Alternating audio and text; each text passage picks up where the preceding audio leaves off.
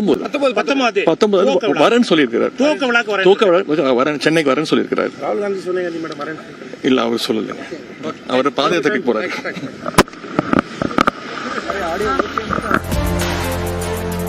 வந்து சகோதரர் ராகுல் காந்தி அவர்களை மரியாதை நிமித்தமா வந்து அவரை பார்த்து நலம் விசாரிச்சுட்டு போறாங்க. ராகுல் காந்தி பார்க்கும்போது ஏதாவது அரசியல் பத்தி ஏதாவது பேசப்பட, நாடாளுமன்ற தேர்தல் வர இருக்கு, இன்னைக்கு காங்கிரஸ் கட்சி அவங்க மீட்டிங் நடத்தி அதை பத்தி பேசினாரு. அதை நான் இப்ப சொல்ல முடியாது. அவருடைய பாத யாத்திரை திருப்பி மணிப்பூர்ல துவங்க போறதா சொன்னாரு.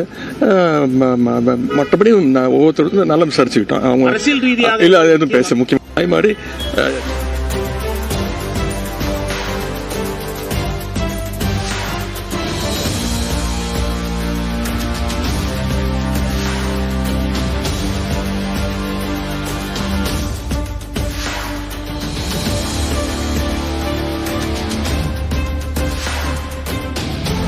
சென்னை வெள்ளம், தூத்துக்குடி மாவட்டம், நெல்லை மாவட்டம் வெள்ளத்துக்கு வந்து பெரிய பாதிப்பு இருக்கிறது. அதுக்கும் நீங்கள் வந்து நிவாரண தொகை வந்து முதலமைச்சர் வந்து ஏற்கனவே 2 நாள் நீங்கள் சென்னைக்கு திருச்சிக்கு வரும்போது முதலமைச்சர் உங்கள்கிட்ட வேண்டுகோள் வச்சிருக்கிறாரு. அது கொஞ்சம் சீக்கிரம் நிறைவேற்றி கொடுங்கன்னு முதலமைச்சர் வந்து ஞாபகப்படுத்த சொன்னேன். கண்டிப்பாக பண்ணித்தரேன் அப்படின்னு சொல்லியிருக்கிறாரு.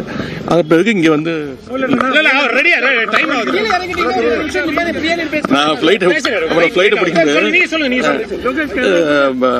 ஒன்றிய பிரதமர் திரு நரேந்திர மோடி அவர்களே வந்து கேலோ இந்தியா இந்த வருடம் நடக்கக்கூடிய கூட்டம், அந்த ஈவெண்ட் வந்து தமிழ்நாட்டில் நடத்துறதுக்கு அந்த வாய்ப்பு கொடுத்துருக்கிறாரு.